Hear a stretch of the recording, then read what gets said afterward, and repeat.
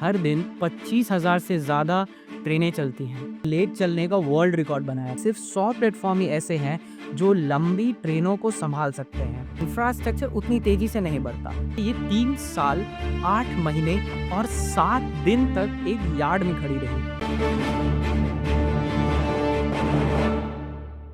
कल्पना कीजिए, आप एक ज़रूरी काम के लिए घर से निकलते हैं, शायद कोई बड़ी मीटिंग, एक एग्ज़ाम या फिर अपने किसी खास से मिलने, और आप ट्रेन से जा रहे हैं।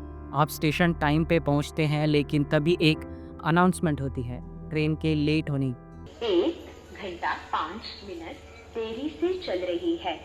आपने गौर किया होगा कि जब आप ट्रेन में सफ़र कर रहे होते हैं तो आपकी ट्रेन कभी कभी किसी सुनसान जगह या किसी स्टेशन के आउटर पर देर तक खड़ी रहती है। आसपास के लोग अक्सर कहते सुनाई देते हैं, इनका जब मन करता है गाड़ी रोक देते हैं। लेकिन सच ये है कि ये सब कुछ इतना सीधा और साधारण नहीं होता। इसके पीछे कई वजहें होती हैं। भारतीय रेलवे दुनिया का चौथा सबसे बड़ा रेल नेटवर्क है। हर दिन 25,000 से ज़्यादा ट्रेनें चलती हैं। 13,198 पैसेंजर ट्रेन और 11,724 मालगाड़ियाँ। ये सिस्टम इतना बड़ा है कि अगर एक ट्रेन भी 10 मिनट लेट हो जाए तो पूरे देश में 4,000 घंटे से ज़्यादा का वक्त बर्बाद होता है। 2024 में ट्रेन डिले में 8% की गिरावट ज़रूर आई है, लेकिन तस्वीर अभी भी पूरी तरह साफ नहीं है। वंदे भारत एक्सप्रेस देश की सबसे पंक्चुअल ट्रेन रही, लेकिन 2023 के मुकाबले 2024 में इसमें भी 21% ज़्यादा देरी देखने को मिली। वहीं हमसफ़र एक्सप्रेस, जो सबसे ज़्यादा लेट चलने वाली ट्रेन में गिनी जाती है, उसकी पंक्चुअलिटी में 2024 में 22% सुधार हुआ है। लेकिन सुधार के बावजूद ये काफ़ी नहीं है। 2024 में वेस्ट बंगाल में देरी के मामले 16% बढ़े, जबकि उड़ीसा, तमिलनाडु और केरला में मामूली देरी दर्ज की गई।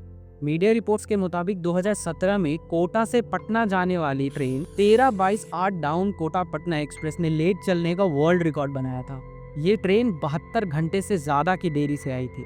इससे पहले ये रिकॉर्ड दिसंबर 2014 में महानंदा एक्सप्रेस के नाम था, जो 71 घंटे लेट हुई थी।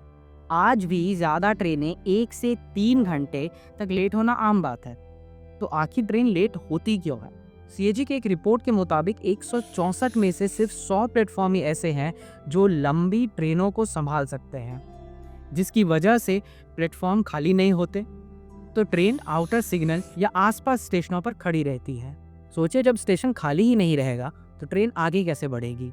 आज के डेट में 79 वॉशिंग पिट लाइन्स में से सिर्फ 35 और 63 स्टेबलिंग लाइन में से सिर्फ 20 ही बड़े ट्रेनों को हैंडल कर सकती है, जिसकी वजह से ट्रेनों की सफाई और मेंटेनेंस में देरी होती है। ट्रेन समय पर तैयार नहीं हो पाती और अगली यात्रा के लिए लेट हो जाती है। सीएजी ने एक रिपोर्ट में कहा कि रेलवे नई ट्रेनों को लॉन्च तो करता है, लेकिन इंफ्रास्ट्रक्चर उतनी तेजी से नहीं बढ़ता। मान लीजिए कि एक छोटी सी सड़क पे 1000 नई गाड़ियां अचानक से आ जाए तो क्या होगा? वही रेलवे के साथ भी हो रहा है।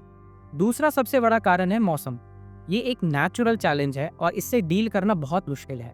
ठंड के मौसम में कोहरा और बारिश के मौसम में बाढ़ और विजिबिलिटी इशू होने के कारण ट्रेनों को धीमा चलना पड़ता है और कभी कभी रोकना नहीं पड़ता है, और कई बार ट्रेन रद्द या डाइवर्ट भी करनी पड़ जाती है।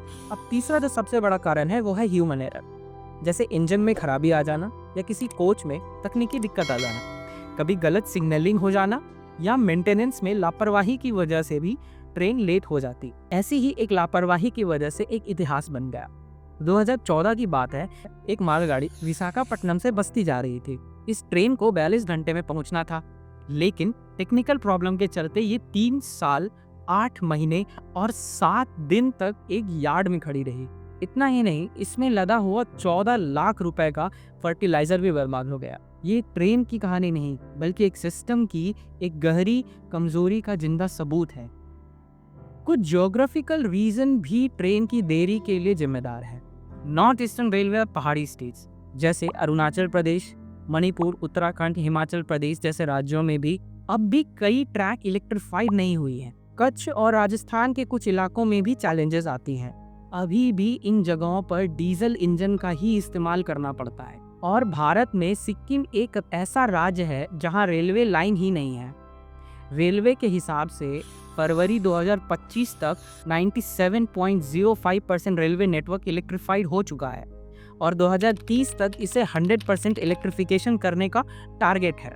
देखिए, ट्रेन डिले को तो पूरी तरह से खत्म किया नहीं जा सकता है, लेकिन काफ़ी हद तक सुधार जरूर किया जा सकता है और इसके लिए इंफ्रास्ट्रक्चर को अपग्रेड करना होगा। जैसे लंबे प्लेटफॉर्म्स बनाने होंगे, नई ट्रैक्स बनानी होंगी, ज़्यादा वॉशिंग और स्टेबलिंग लाइंस को बनाना पड़ेगा या जो ऑलरेडी हमारे पास है उनको ही थोड़ा अपग्रेड करना होगा। मॉडर्न सिग्नलिंग सिस्टम का भी इस्तेमाल किया जा सकता है, जैसे AI based signalling, real time tracking, automated maintenance. इसके अलावा ह्यूमन रिसोर्स को भी मजबूत बनाना होगा, जैसे ज़्यादा स्टाफ को हायर करना और उनको बेहतर ट्रेनिंग देना। नई ट्रेनों के साथ साथ इंफ्रास्ट्रक्चर का बैलेंस डेवलपमेंट भी बहुत ज़रूरी है ताकि सिस्टम ओवरलोड ना हो और ट्रेन्स को बस इसलिए नहीं रोका जाए क्योंकि आगे कोई गाड़ी खड़ी है या मेंटेनेंस में देरी हो रही है।